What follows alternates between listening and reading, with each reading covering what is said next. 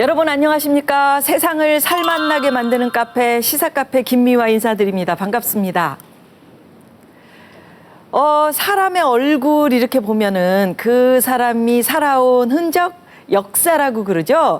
제 얼굴을 여러분 이렇게 보시면 어떤 흔적이 느껴지시는지요? 어떤 역사가 좀 보이십니까? 이렇게 뭔가 여러분들을 웃겨드리려는 이런 이글이글타는 이 눈동자 이럴 때 그 좀 이래 콱콱 줌인 해가지고 내 눈을 이렇게 보여주셔야 되는데, 예, 오늘 저희 프로그램 뭐 늘 빛내주시는 카페지기 이 두 분은 어떤 역사를 갖고 계신지 소개해드립니다. 본인의 얼굴 주선태 교수님, 김갑수 대표님 나오셨는데 안녕하세요. 네, 반갑습니다. 네. 네. 어떤 역사를 갖고 계신다 딱 보면 생각하십니까? 모르니까 네. 제 얼굴을 딱 보면은 웃겨요. 키워드가 뚫리는 거 아닙니다. 천진무구, 천진난만 뭐 이런 단어 떠오르지 않습니까? 그래서 이제 나쁘게 말하면은 이게 뭐 나이값을 못한다 뭐 이렇게 얘기할 수 있지만 항상 어린아이와 같이 네. 영원히 순수한 그런 역사를 가지고 있다. 어린 왕자라고 표현하셔야 되네. 그럼 우리 김갑수 대표께서는 저도 뭐 나름 한 개구장이 스타일인데 보여요. 근데 뭐 다행히 제가 머리가 좀 이렇게 그 하얘서 네. 예, 그 개구장이를 조금 이제 커버해 줄 수 있는 네. 뭐 연륜이라면 연륜 뭐 연세 드시면 죄송하지만 네. 예, 그런 느낌은 좀 가질 수 있어서 참 다행으로 고맙게 다행이다. 생각합니다. 네. 예. 근데 두 분이 너무 이제 공부들을 잘하신 분이라서 학교 그런 다닐 유언별을 저기 함부로 말씀하시다가 어떤 과목 좋아하셨는지 궁금해요. 그러니까 저는 학교 다닐 때 이상하게 수학이 재밌었고요. 그다음에 생물 뭐 이런 쪽은 좋았는데 뭐 국어, 국사, 영어 뭐 이런 쪽은 되게 좀 안 좋았던 그런 참 기억이 있어요. 저하고는 참 보면은 대척점을 하겠어요. 저는 수학 잘하는 사람들은 저한테는 외계인이었어요. 그래요. 수학은 1, 2, 3, 4, 5번까지 집합 문제 나오고 예, 예. 이런 것만 풀고 나머지는 다 그냥 야 01, 01 가자 뭐 이런 예를 썼고 대신에 초등학교 때부터 그 사회 과목이나 역사 과목은 굉장히 좋아했었어요. 아, 그러셨군요. 사회과 부도라든지 어릴 때 저 초등학교 때 네. 길거리에서 부도난 출판사에서 파는 그 싼 책들이 있었대요. 아, 그래서 사회과 부도예요? 그때 그런 부도가 왜 이러십니까 오늘? 예. 어렸을 때부터 참 특이하셨네요. 아니 아버님께서 7권짜리 이야기 한국사란 책을 사다 주셨어요. 예. 초등학교 때. 예. 그 책이 사실 지금 생각해 보면 이제 삼국사기나 삼국유사를 쉽게 풀어놓은 책이었는데 그 책을 읽을 게 없으니까 거의 외웠던 기억이 납니다. 그러셨구나. 네, 그러면서 결국은 중고등학교 내내 사회국사에 빠져 살다가 사학과를 갔죠. 네, 잘하셨네요. 우리 김갑수 대표께서 역사 이야기, 역사 난 재밌었다 하셨는데, 그야말로 역사는 뭐 시대에 따라서 또 정권이 바뀌는 거에 따라서 부침이 좀 심한 과목이 아닌가. 우리 한국사 교과서가 아주 뜨거운 감자 아닙니까? 그래서 저희 프로그램의 오늘 메뉴는 이렇게 정했습니다.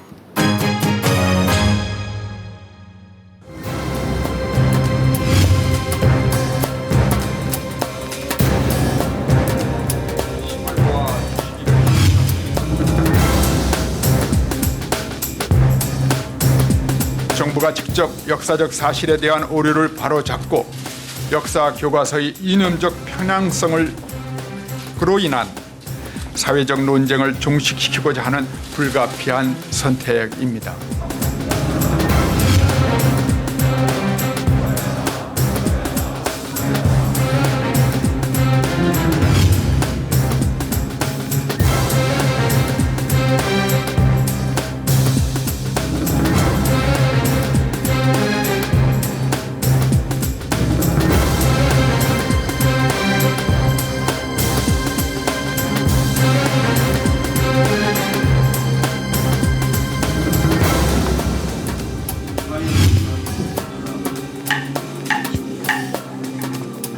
학생들이 전부 다 똑같은 한국사를 배웠는데 내용이 다 다른 겁니다. 이거 어떻게 해결하시겠습니까? 베트남마저도 지금 거민정으로 지금 바꾸는 걸로 검토를 하고 있어요. 세계적 추세가 이러고 있는데 왜 자유민주주의 국가 대한민국이 거꾸로 가려고 하는 건지 도대체 이해할 수 없습니다.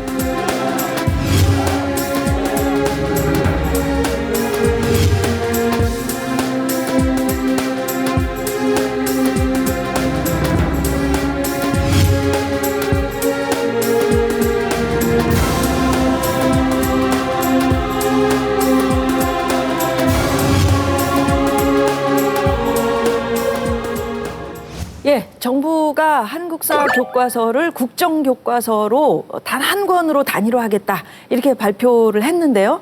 저 여러분들께서는 어떻게 보십니까? 이게 워낙 그 반대 여론이 거셌지 않습니까? 그래서 쉽게 결정하지 못할 것이다 이렇게 예상을 했는데 정말 의외의 결과라고 생각합니다. 글쎄요, 이제 역사 공부를 할 때 우리가 제일 먼저 배우는 게 역사란 무엇인가, 역사의 정체에 배운 다음에 두 번째 배우는 게 사관이란 무엇인가예요. 역사를 어떤 관점에서 바라볼 것인가. 같은 사건이라도 어떤 시각에서 바라보느냐에 따라 수없이 다양한 해석들이 가능하거든요. 근데 이제 역사라는 과목의 학문이라는 자체의 특성 자체가 그런 것인데 자유로운 그 학자들의 다양한 시각들을 취사 선택해서 학생들이 다양한 어떤 시각에서 여러 가지 역사적인 사건들을 해석할 수 있는 그런 능력을 길러주는 게 역사학의 기본적인 본연의 자세인데 그거를 다른 곳도 아닌 국가에서 하나의 교과서로 이렇게 물리적으로 더군다나 더 심각한 것은 국민들의 절대적인 반대에도 불구하고 이렇게 강행하기로 했다는 것은 이게 사실은 제가 볼 때는 전혀 비상식적인 역행이다. 시대의 역행이고 역사의 수레바퀴를 거꾸로 돌리는 거다. 이렇게 판단할 수밖에 없다는 거죠. 근데 한국사 교과서 문제는 뭐 말씀하셨듯이 아주 오랫동안 이렇게 계속 논쟁이 돼 왔던 거죠. 저는 개인적으로 정말 격세지감을 느낍니다. 요즘 이제 교과서 보면은 저 예전에 이제 저희가 한참 어렸을 때 중고등학교 때 배웠을 때는 감히 그런 얘기를 하면은 막 잡혀갈 것 같았고 막 그랬던 얘기들이 지금 국사 교과서에 이렇게 막 실려 있단 말이에요. 그래서 최근에 TV 프로그램도 이제는 말할 수 있다 막 이런 식으로 할 정도로 그렇게 금기시했던 것들이 이미 교과서에 나와 있고 특히 이 북한에 관련된 부분은 상당히 조심스러웠었는데 요즘 너무 막 과감하게 막 이렇게 실리고 이러니까 이렇게 해도 되는 건가 뭐 이런 시각도 있고요. 그러니까 지금 이제 이 국정교과서를 추진하는 그런 쪽에서는 지금 많은 국사 교과서들이 좌편향이다라고 이렇게 또 막 지적을 하고 그리고 이 북한에 대해서 너무 이제 예전에는 너무 막 금기시했던 것들이 너무 지금은 긍정적으로 북한을 마치 찬양하는 것 같이 느껴질 정도로 이렇게 기술을 한다 뭐 이렇게 지적을 하고 있는 것 같습니다. 이를테면 이제 좌편향적이다, 북한에 대해서 지나치게 긍정적 기술한다. 근데 긍정적 기술이 아니라 있는 그대로의 사실을 그냥 그대로 묘사한 것 또는 인용한 것에 불과하다는 거죠. 근데 그런 것들을 긍정적으로 서술했다 이렇게 표현한다면 지금 현재 우리나라의 이제 제가 특정 채널을 거론하지는 않겠습니다만 종편 채널 중에 하루 종일 북한 관련 뉴스를 전하는 방송들이 있어요. 그렇다면은 그런 관점이라면 그 방송들이야말로 제대로 된 좌편향 방송이고 종북 방송이다라는 결론에 도달하게 되는 거거든요. 그러니까 뭐냐면 북한 이야기들에 대해서 실상을 일정 부분 전달해주면서 판단들은 시청자한테 맡기면 되는 거거든요. 저는 우리나라 국민 중에 누가 과연 참 말도 안 되는 체제의 북한을 동경하고 뭐 이럴 것이냐, 우리 체제에 그렇게 자신감이 없는 거냐, 이런 문제 제기를 좀 드려보고 싶고, 그리고 이제 국정교과서를 주장하는 사람들한테 여쭤보고 싶은 게 이런 거죠. 이를테면 현 정권이 자신들이 지명한 사람들에 의해서 그 사람들의 시각에 맞는 교과서를 만든다. 그럼 만약에 정권이 바뀌었을 때 다른 정권이 또 그 사람들 입맛에 맞는 국정교과서를 주장할 때는 찬성할 거냐? 저는 그래서는 안 된다는 거죠. 적어도 국가 권력은 다른 건 몰라도 역사라는 부분에 대해서는 손 떼야 된다. 그런 점에서 저는 이번 이 국정교과서를 강행하게 했던 여러 가지 과정과 그 의도에 대해서 순수하지 못하다. 그렇게 말씀드리고 싶습니다. 근데 국정화는 뭐고 또 이 거민정제는 뭔지 저는 이게 모르겠어요. 예, 제가 어디 가서 고기 이야기만 하면은 막 엄청 톤이 높아가는데 우리 김갑수 선생님이 지금 이제 역사 얘기 나오니까 톤이 막 높아지네요. 제가 그랬습니까? 교과서 이제 발행 형태를 보면요, 이제 국정제, 거민정제, 그 다음에 이제 자유발행제 이렇게 세 가지로 나눠지는데요. 국정교과서는 말 그대로 국가가 직접 교과서 제작에 관여를 해서 그 내용 등을 이제 결정하는 거고, 거민정제는 국가가 정하는 어떤 일정 규율 있지 않습니까? 편찬상의 유의점 이런 것들을 가지고 민간 출판사들이 이제 교과서를 만들어서 그거를 정부가 검증하고 인정해서 하는 거고, 마지막으로 이제 자유발행제는 말 그대로 이런 거 국가가 일체 개입하지 않고 이제 하는 건데, 지금 이제 우리 지금 이 그게 뭐가 상황은 있어요? 거민정제를 국정제로 이제 바꾸는 그런 거죠. 한국사 교과서를 제가 지금 다 들춰보지 못해서 그런데 우리 학생들이 배우고 있는 교과서에 무슨 얘기들이 있길래 지금 이런 논란들이 계속 되는 건가요?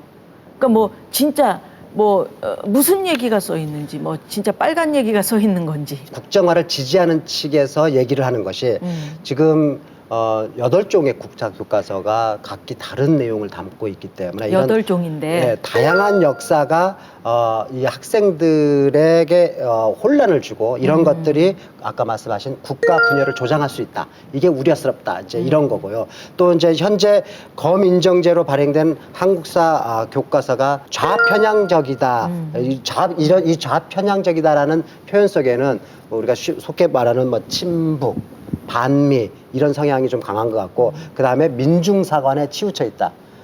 또 그 다음에 그러다 보니까 이제 우리 나라에 대해서 국가에 대해서 좀 부정적인 역사를 강조하고 있다. 뭐 이런 문제. 근데 저는 이제 그런 거죠. 이 미국을 비롯한 서구의 수많은 선진국들이 국정교과서 우리가 한다라고 하면 제가 볼 때는 굉장히 코웃을 치면서 비웃을 일이다.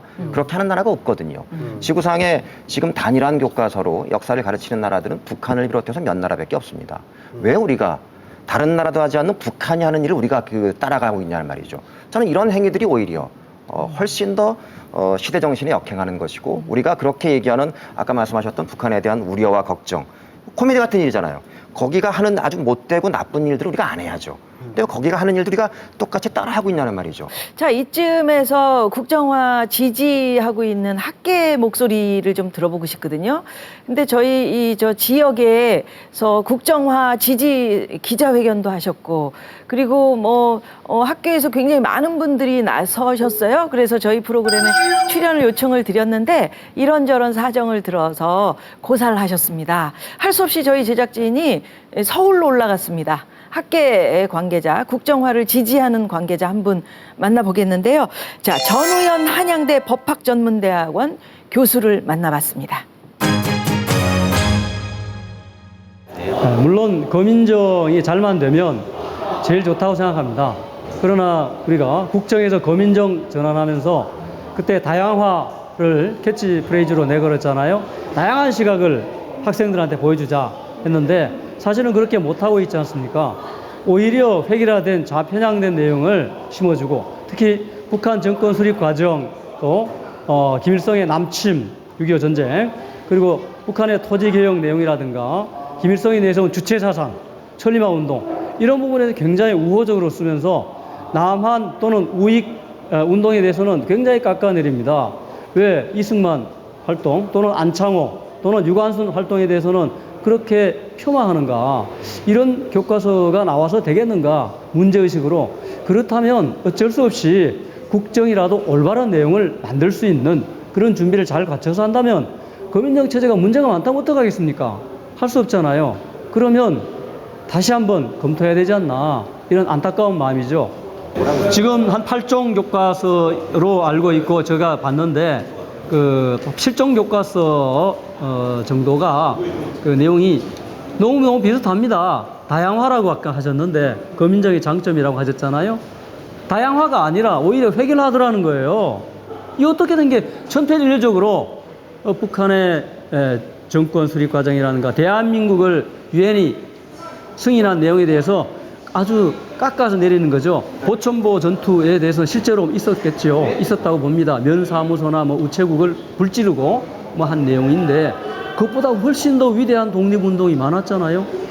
그런 부분은 왜 소개 안 하죠? 유관순 부분을 왜 이렇게 축소해서 깎아내렸냐 그러니까 교과서가 실을 내용이 얼마나 많은데 한정된 분량을 가지고 실을 수 없었다고 그랬잖아요. 그렇게 실을 공간이 적다고 하면서 특히 김일성이 관여했다고 하는 그리고 중국의 사회주의자와 조선의 사회주의자 연합해서 동북 항일 연구를 만들었다는 내용 그걸 그렇게 자세하게 쓸 필요가 있나요? 그 이상한 일 아닌가요? 물론 국정화가 되고 있는 나라가 북한이고 베트남이고 캄보디아고 또 필리핀이고 이 나라 말고는 없다고 하시는데 그러면 국정화에 거민정하는 교과서가 중국 교과서가 예를 들어보죠. 중국 교과서가 미국을 찬양하나요? 중국 교과서가 가상적인 일본에 대해서 그토록 우호적으로 찬양합니까? 아니라고 보죠. 그 상당히 문제가 있다. 우리 자랑스러워하는, 대한민국을 자랑스러워하는 국민을 만들어줘야 된다. 그런 교육을 하는데 우리 국사 교육이 굉장히 중요한 역할을 해야 된다. 그래서 공정하게 충분히 준비를 잘 하고 객관적인 사실을 기술하도록 그렇게 노력해야 되겠죠. 국정화를 한다고 해서 졸속으로 돼서는 안 될 테고, 지금 현재 잘못된 방향으로 구부러졌으니 바로 펴자고 국정화하는 것이지, 자 그러면 나한테 유리한 쪽으로 편향된 내용으로 쓰자고 그렇게 하는 건 아니니까 그 부분에 충분히 유의하고, 또 이게 졸속으로 돼서도 안 되겠습니다. 충분히 시간을 가지고서 내용을 견고하고 튼튼하게 정말 후세 교육을, 우리 대한민국을 자랑스러워하고 북한을 정확히 알고 세계 정세를 알고 일제시대 상황도 사실 그대로 전달하는 그런 교과서가 돼야 되겠죠. 그렇게 생각합니다. 예, 잘못된 쪽으로 구부러져 있으니 그것을 바로 펴야 되지 않겠느냐. 국정화 지지한다. 이 발언에 대해서 어떻게 생각하세요? 들어보니까 이제 저분 시각에서 보면은 아까 말씀드렸던 하나 빼놓고 나머지 7개가 전부 다 좌편향돼 있네요. 네, 네. 고쳐야 되겠네요. 말씀하셨잖아요.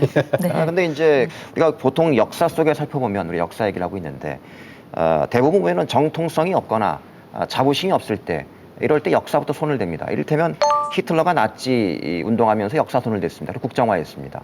일본이 군국주의 운동에서 전쟁하기 전에 역사부터 손을 댔습니다. 그런 다음에 그렇게 했습니다. 북한의 김일성과 김정일이 제일 먼저 한 일이 역사부터 손댄 거예요. 자기 아버지와 자신의 독립운동생은 전부 왜곡해가지고는 부풀리면서 그렇게 해서 자기들을 신격화시켰단 말이죠. 역사부터 손대는 사람들은 문제가 있습니다. 왜 국가가 역사를 손을 대느냐. 이런 식이면, 예를 들면 우리 KBS의 대하 드라마 역사 사극을 좋아하는 분들이 굉장히 많지 않습니까? 용의 눈물, 뭐 대조영, 그렇죠. 정도전. 이거 역사에 대한 해석들입니다. 이거 국가가 다 관여할 겁니까? 자, 니네 각본 쓴 다음에 가지고 오세요. 마음에 안 들어. 좌편향이에요. 이렇게 할 거냔 말이죠. 이게 뭐가 차이가 있냐는 말인 거죠. 저는 이러면 안 된다.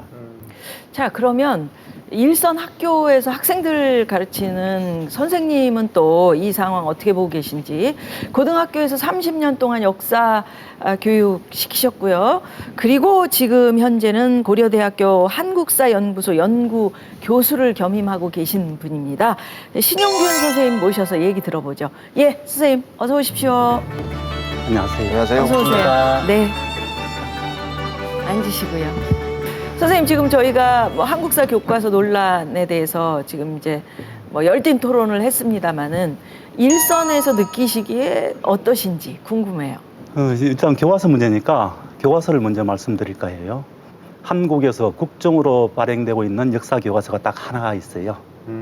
초등학교에서 사용하는 사회 교과서 내의 한국사 부분입니다. 이제 2년 동안 준비했고 작년에 실험 교과서를 만들었고 원래 사용하고 있는 교과서예요. 이것을 보면 다음에 나올 국정교과서가 어떤 것인가 이런 걸 볼 수가 있습니다. 예. 그래서 작년에 실험 교과서를 학교에서 검토해 봤더니 역사학계가 밝힌 오류가 350건이었어요. 네. 이러니까 교과서 한 페이지당 두 개씩이에요. 예. 이런 오류가, 역사적 오류가 있었다는 거죠. 또 하나는 이게 표현 자체가 너무 이상해요. 예를 들어서 이토 히로부미가 을사조약을 성공했다. 이런 표현. 잠깐만, 한 번만 더. 이토 이토 히로부미가 을사조약을 성공했다. 일본 책이 이게 그렇게 써있는 어느 나라 거 교과서인지 모를 정도로. 예. 예. 예. 실제 지금 우리나라 초등학교 교과서에 그렇게. 작년 실험용 교과서죠. 아, 예. 예.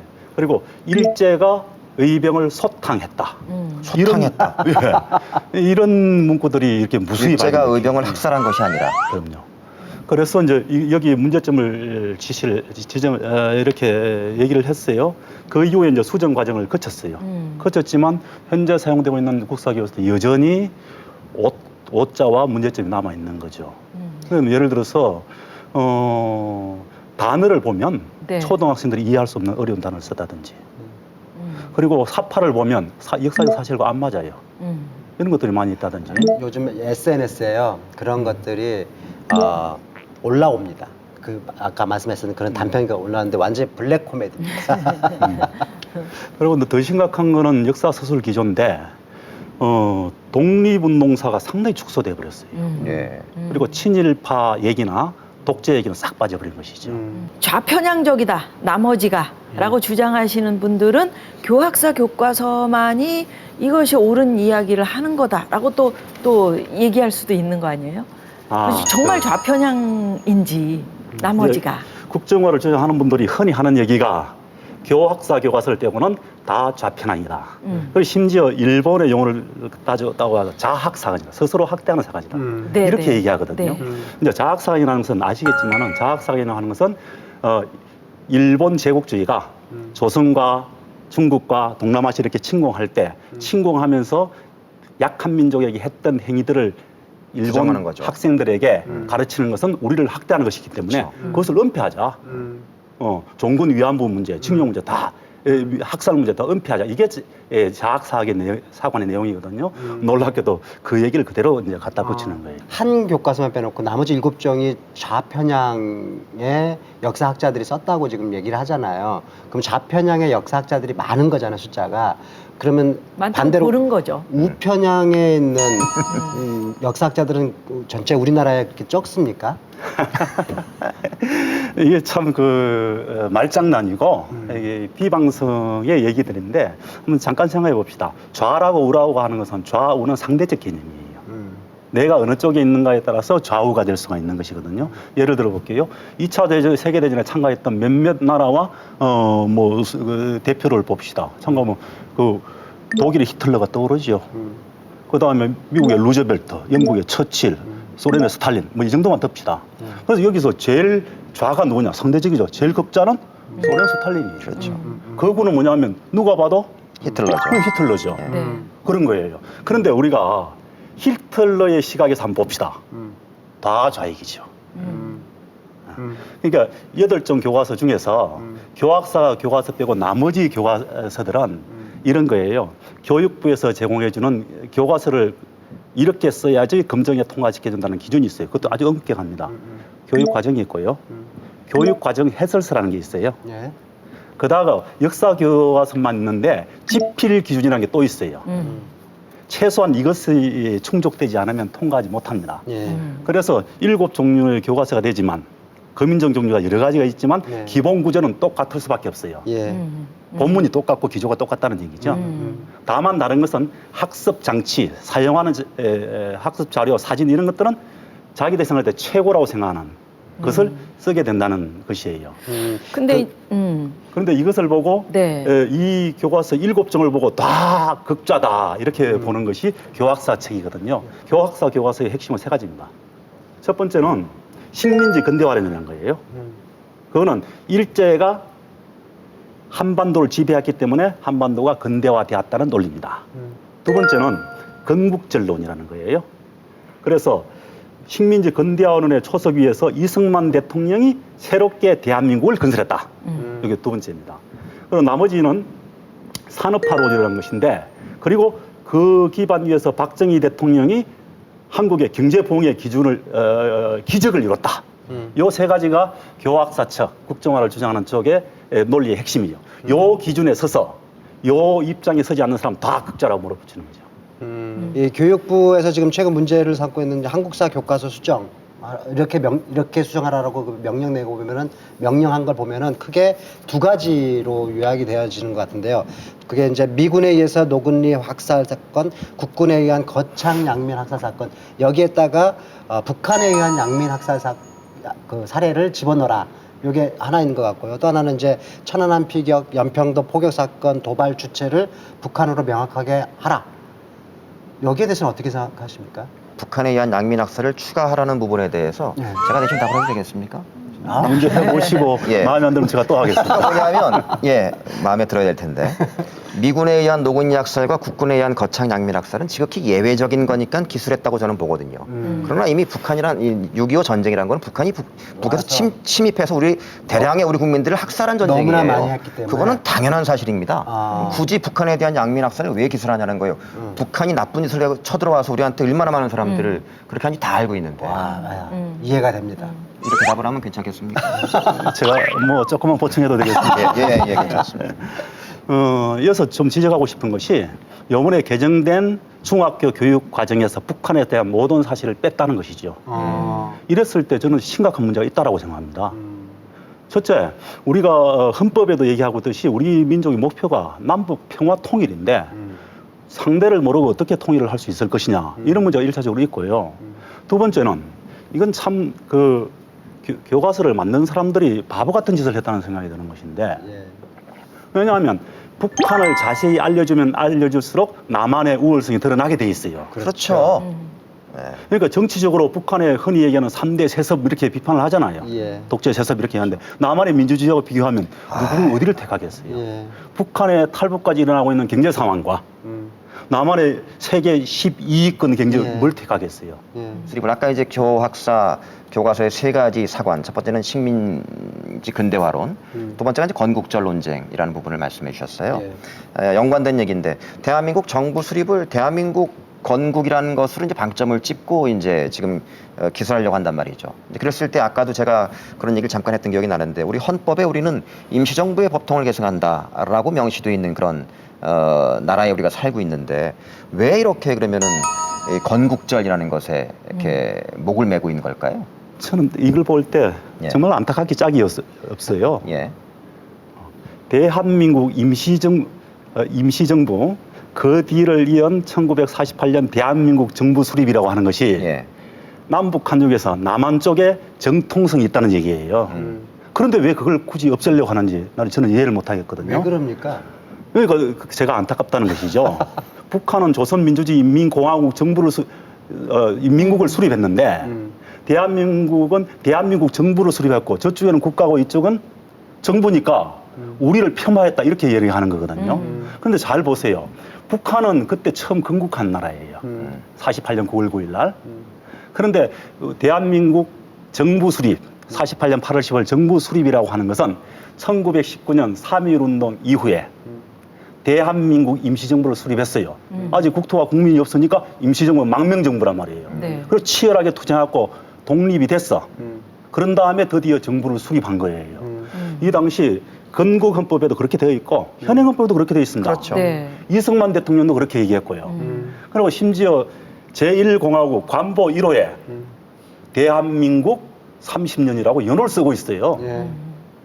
역사적 사실도 그러하거니와 그것이 우리에게 훨씬 더 정통성, 정당성을 주는 건데 이게 참 이해할 수가 없어요. 왜 그런지 물어봐야겠어요. 그러니까는 이제 저도 그 비슷한 생각인 것이 우리 헌법에 보면 우리의 영토를 우리 대한민국의 영토는 한반도와 부속도서로 한다 이렇게 명시되어 있지 않습니까? 그러니까 실효적으로 북한이 우리가 지금 지배하고 있지 이런 건 상관없이 우리 헌법은 그렇게 규정하고 있는데 대한민국 상해 임시정부의 법통을 계승한다 그러면 한반도의 영토는 두만강까지 포함한 한반도 전체가 되는데 이분들 주장하는 것처럼 대한민국 건국절을 1948년 8월 15일로 하면은 남한만. 한반도 남단만 우리의 영토가 되는 거예요.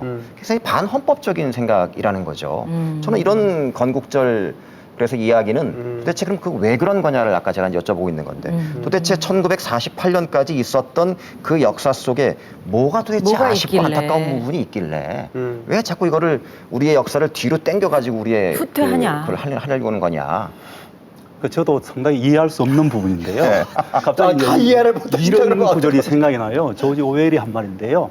조지 오웰이 이런 말을 했습니다. 현재를 통제하는 사람은 과거를 통제한다. 과거를 통제하는 사람은 미래를 통제한다. 아, 라는 말을 했어요. 좋은 말 했네요. 그러니까 현재 권력자는 과거를 통제하려고 하고 과거를 통제하는 목적은 미래를 통제하고자 하는 것이죠. 역사 교과서를 통제함으로써 미래를 장악하고자 하는 것이다. 이렇게 보는 것이죠.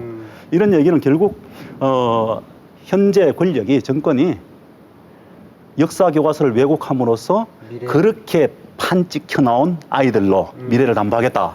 이런 얘기인데 얼마나 그 반시대적인 반역사적인 사고 방식인지 근데요, 모르겠어요. 저는 이제 곧 이제 우리 아이 이제 대학 시험도 봐야 되고 이제 그러는데 또 이제 일부 부모들 또 님들이 또 우려하는 게 지금 8개 교과서가 있는데 이게 내용이 좀 달라서 2017년부터는 이제 수능에 이제 그 한국사가 이제 필수 과목으로 들어간다는데 이거 이렇게 따로따로 교과서 배우고 가지고 시험 보면은 뭔가가 좀 안 맞고 이런 문제가 있을 것 같은데 여기 이거는 어떡합니까? 아까 거민정 교과서가 어떻게 만들어진지 얘기했거든요. 이랬을 때 수능에 나오는 것은 교육 과정에서 제시된 것만 나와요. 교육 과정은 교육부가 정한 이미 교육 딱 과정인 정해놓은 거죠. 거예요. 지금 누구나 구해볼 수 있어요. 공개돼 네, 있어요. 네. 거기서만 나와요. 그러니까 교과서가 다양하고 여러 가지 자료가 실려 있는 까닭은 있지만, 그것을 잘 이해시키기 위해서 풀어준 학생들의 거예요. 역사 능력을 길러주기 위해서 하는 거예요. 그래서 토론 수업하고 이렇게 하는 거예요. 그것만 시험에 나오기 때문에 오히려 적은데 만약에 국정교과서가 됐다고 봅시다. 국정은 국가에서 제정해요. 딱 하나밖에 없어요. 모든 학생이 한 교과서를 배우고 또 모든 학생이 수능을 다 쳐야 돼요. 필수예요. 그러면 그거 다 어떻게 내니까 정말 토시 빼놓고는 다 외워야 돼요. 어디서 나와도 상관이 없다는 얘기죠. 몇 배로 늘어갑니다. 그래서 정말 이렇게 국정교과서가 되면 달달 외지 않고는 고독증이 불가능하다. 이렇게 생각하시면 돼요. 예전처럼 저희 했던 것처럼. 아 맞습니다. 그렇죠. 우리가 그렇게 공부했죠. 제가 국사를 그래서 싫어했거든요. 누구나 그랬죠. 몇 페이지에 뭐 있는가 정도는 예. 알면 이제 공부 잘하는 학생이었죠. 아, 예. 현행 7종 교과서 안에 유관순 열사에 대한 그런 이야기들이 빠져 있다. 이런 문제 제기 하는 거에 대해서는 어떻게 생각하세요? 이것도 국정교과서와 거민정 교과서를 이해하지 못하는 데서 비롯됐어요. 그중에 한 절반 정도는 실리고 절반 정도는 실리지 않는데 국정교과서는 이게 자기들도 국정교과서 주장하는 척도 이렇게 얘기합니다. 정사다는 얘기죠. 나라에 하나밖에 없는 올바른 역사다 이렇게 보는 거예요. 조선 왕조실록과 같은 거예요. 왕조실록을 아시겠지만 조선시대는 공식적으로 왕이 죽으면 그 왕이 업적을 기록해요. 전국의 사료를 다 모아서 실록을 쓰고 나머지는 세초예요. 나머지 사료를 싹 다 물에 씻어고 다 없애요. 앞으로 다른 소리 하지 마라. 요것만이다. 그래서 여기서 훌륭한 소리 얘기를 했다 그러면 정말 청사에 빛나고 가문의 영광이 되는 거예요. 이것이 국정교과서라는 얘기예요. 따라서 국정교과서에 좋은 일로 한번 실리는 것은 가문의 영광이고 대대로 영광이 되는 거죠.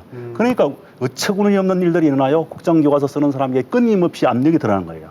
이게 정부의 압력뿐만 아니고요. 개인들도 우리 가문 사람 실어달라 이런 압력까지 있어요. 그러니까 국정교과서는 기본적으로 서술체제가 비밀주의예요. 아무도 모르게 하는 거예요. 누가 그런지. 그래가지고 결국은 어떻게 하냐면 서로 타협을 해요. 타협하고 써내는 게 그래요. 따라서 국정교과서는 자세히 쓸 수가 없고 자료도 많이 실을 수 없어요. 한번 보십시오. 국정교과서, 거민정교과서는 자료가 형편없이 줄어듭니다. 많이 쓸 수가 없는 구조예요. 그래서 국정교과서식 사고 방식을 가진 사람들은 유관순이 들어가고 안 들어가고 매우 중요하죠. 특히 유관순 가문에서는 이거는 뭐 굉장히 말할 수 없는 분노를 느끼는 것이 되는 거예요. 그런데 거민정 교과서라고 생각해 보십시오. 거민정 교과서는 3.1운동은 농민, 학생, 종교인 뭐 다양한 사람이 참가했단 말이죠. 예.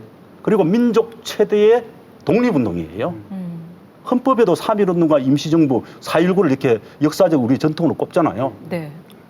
그럴 때 이 교과서는 교사들은 어떻게 하면 3.1운동을 가장 잘 이해시킬까 하는 것이 거민정 교과서의 고민이란 말이에요. 거기서 유관순 열사가 들어가는 것이 효과적이라고 생각하는 지필전은 그거 가지고 승부를 내는 거죠. 그렇죠.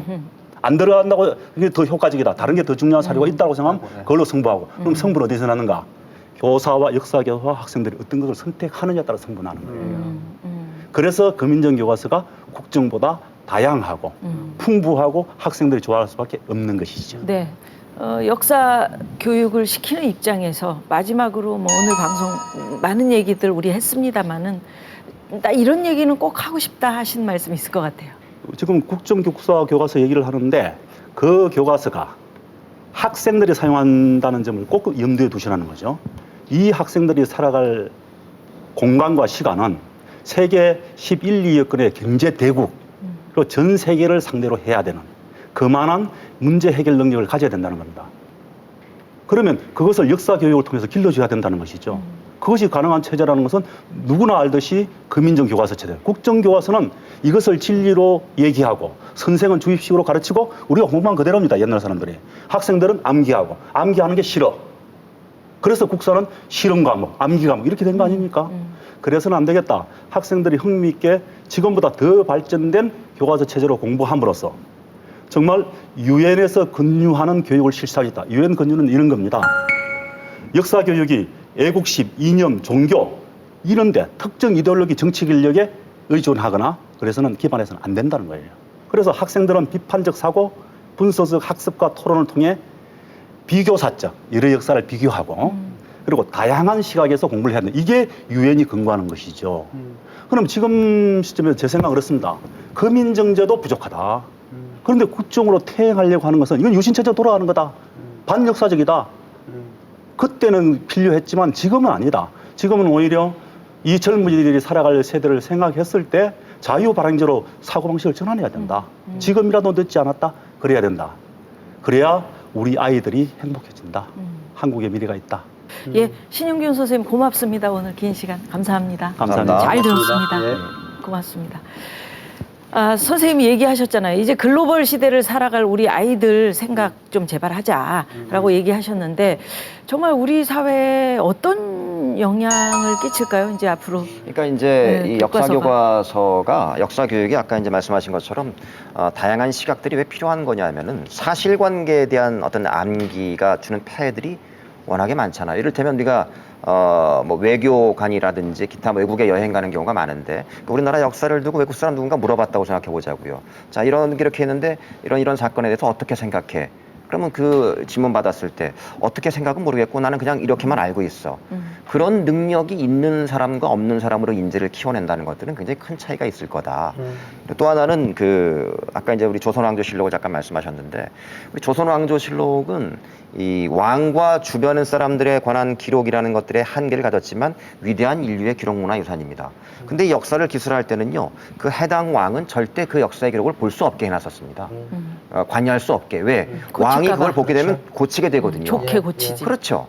근데 지금 역사를 그렇게 하겠다는 거예요. 조선시대보다 훨씬 더 못한 역사 교육을 시키겠다는 거거든요. 이건 옳지 않다. 그 역사 교과서는 이제 아까 말씀하신 것처럼 미래 세대의 가치관과 역사관에 아주 그냥 지대한 영향을 미치지 않습니까?